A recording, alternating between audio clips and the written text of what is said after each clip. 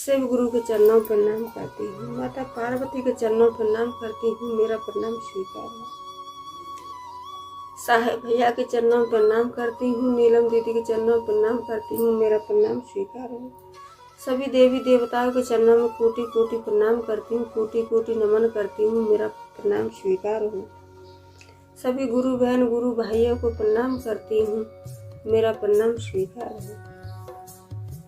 आइए आप सबका कमलेश भक्ति चैनल पर स्वागत है और देवों के देव महादेव की पूरी कथा सुनना चाहिए। आदि कथा सुनने पर देवों के देव महादेव का अपमान होता है, पूरी चर्चा सुनने पर सम्मान होता है और कथा के बारे में भी पता चलता है कि कथा में क्या बताया गया है। कथा में ज्ञान बढ़ता है, बुद्धि बढ़ती है। और गुरु बहन गुरु भाई मेरे वीडियो को लाइक शेयर कमेंट करें और कमेंट में लिख करके बताएं कि मेरी वीडियो आपको कैसी लगी है। और लास्ट में हर हर बोले ओम नमः शिवाय जरूर लिखें। और भगवान का नाम लिखने से, भगवान का नाम लेने से सभी संकट, सभी मुसीबत, सारा कुछ दूर होता है, घर में खुशियाँ आती हैं। इसीलिए भगवान का नाम कमेंट में जरूर लिखना। और आप नए हो तो मेरे चैनल को सब्सक्राइब कीजिए, क्योंकि हम आपके लिए नई नई वीडियो लेके आते हैं, तो आप तक पहुंचाने के लिए चैनल को सब्सक्राइब कीजिए। मैं आपको एक चर्चा सुनाने जा रही हूँ। चर्चा बहुत सुंदर है। एक शहर था, तो उस शहर में और माँ बेटा रहते थे। तो माँ बेटा थे तो उस माँ की दो बच्चे थे, एक बहन, एक बेटी, एक बेटा और माता पिता। छोटा परिवार था, सुखी परिवार था, कोई चीज का टेंशन नहीं था। तो बेचारे अपने खाते कमाते अपना मस्त रहते थे, क्योंकि परिवार छोटा था। दो बच्चे, दोनों पति पत्नी अपना आराम से रहते थे। कुछ दिन बाद और जो उनके पति थे बेचारे वो खत्म हो गए, उनकी मृत्यु हो गई। और कुछ समय चलता रहा तो समय के अनुसार और जो गुरु बहन थी, बुढ़िया थी, उनकी भी मृत्यु हो गई। अब दोनों पति और पत्नी की मृत्यु हो गई तो बच्चे दोनों, लड़की और लड़का, जैसे समझो कि उनके ऊपर कोई छत छाया न रही। वो तो समझो कि एक तरह के अनाथ हो गए। तो बेटा बड़ा था और बेटी छोटी थी। तो बेटी भी शंकर भगवान की परम प्रिय भक्त थी। क्यों कि उसकी मम्मी करती थी, सुबह शाम पूजा करती थी, 3 सूत्र का पालन करती थी। तो कहते हैं ना कि प्रभु तो सबके हैं, भगवान सबके हैं। इंसान ये ना सोचे कि मेरे ही हैं, नहीं, भगवान सबके हैं। भगवान के लिए सब बराबर हैं। और जो श्रद्धा भक्ति से भगवान का नाम लेता है तो भगवान सबकी मनोकामना पूर्ण करते हैं। तो वो लड़की थी, वो भी शंकर भगवान की भक्त थी। तो माता भी खत्म हो गई, पिता भी खत्म हो गए। तो समय ऐसे ही चलता था। तो लड़की थी बेचारी बहुत दुखी होती थी और अपने शंकर भगवान से कहती थी कि हे भगवान, आपने ये क्या कर दिया कि मेरी न मम्मी है न पापा हैं। हे देवों के देव महादेव, हे मेरे गुरु, अब हमारा इस धरती पर कोई नहीं है। हम 2 बहन भाई हैं। हे गुरु, अब हम क्या करें? न हमारे मम्मी हैं न हमारे पिता हैं, अब हम क्या करें? तो अपना यही कह करके लड़की फूट करके रोती थी और बहुत रोती थी, अपनी माँ की याद बहुत करती थी। तो कहते हैं कि माँ तो एक माँ ही होती है, पिता तो पिता ही होते हैं। माँ बाप की तो हर बच्चे को याद आती है। तो क्या हुआ कि कुछ समय बाद, समय चलता रहा कुछ समय बाद और लड़का जैसे सियाना हो गया तो लड़की कहने लगी कि भैया अब आप अपनी शादी कर लीजिए, क्योंकि घर में भाभी आएगी तो मैं भाभी के साथ में प्यार से रहूँगी। क्यों कि मुझे मम्मी की कमी बहुत महसूस होती है, मम्मी की बहुत याद आती है। और जब घर में भाभी आएगी तो हम दोनों ननद भौजाई अपने आराम से रहेंगे।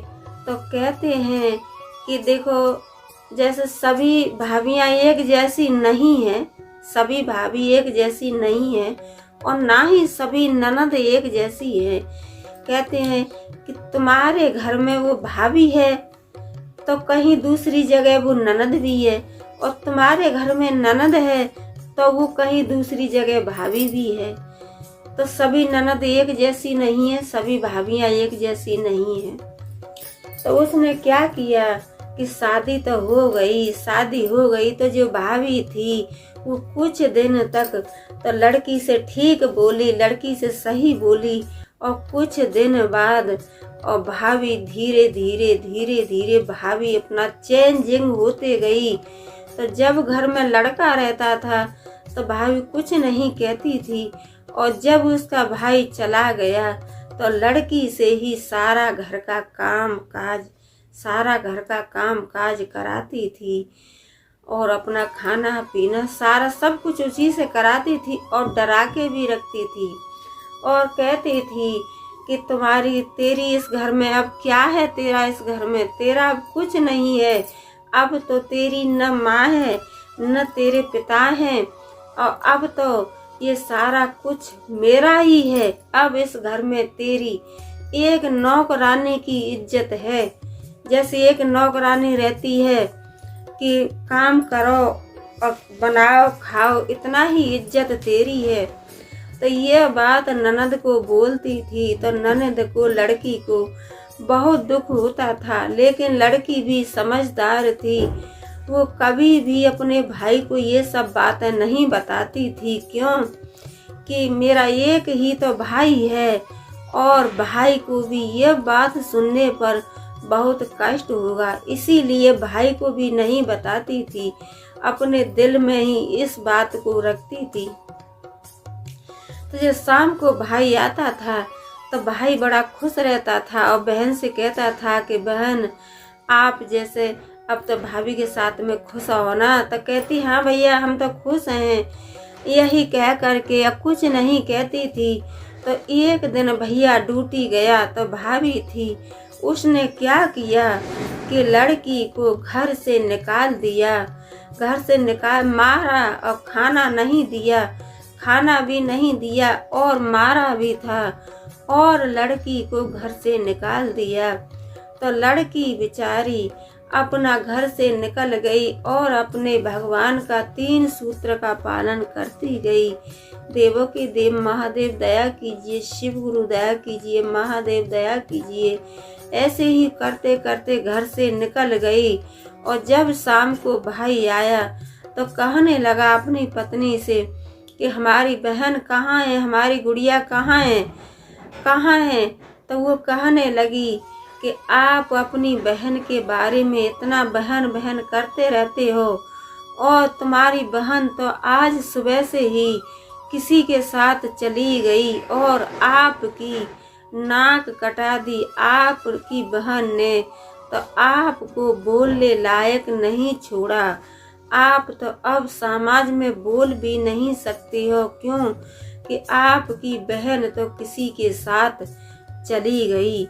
ये सब सुना तो भाई को भी गुस्सा आया, और भौजाई ने अपना नहीं बताया कि मैंने ननद को मारा है और घर से निकाला है, लेकिन उल्टी चुगली चाटी ननद की ही भाई से कर दी।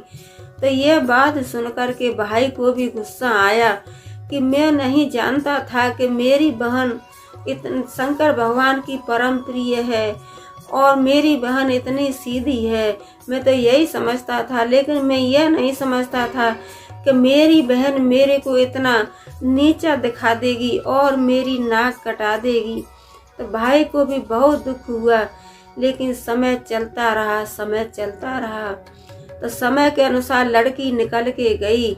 तो एक शंकर भगवान का मंदिर था, और वहीं सर पीट पीट के रोने लगी। कहने लगी, हे देवों के देव महादेव, हे मेरे गुरु, मेरे न माता हैं न मेरे पिता हैं। हे मेरे गुरु, मैं क्या करूं? न मेरे माता हैं न मेरे पिता हैं। हे मेरे गुरु, मैं क्या करूं? यही करके एक वहां पे शंकर भगवान और एक सेठ का रूप रख करके आए।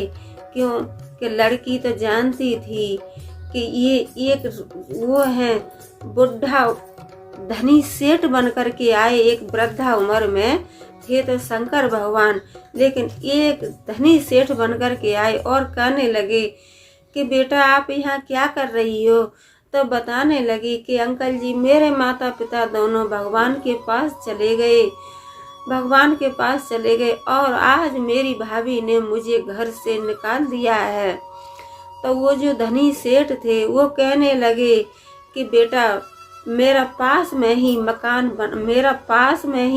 बना हुआ है और वहाँ मेरे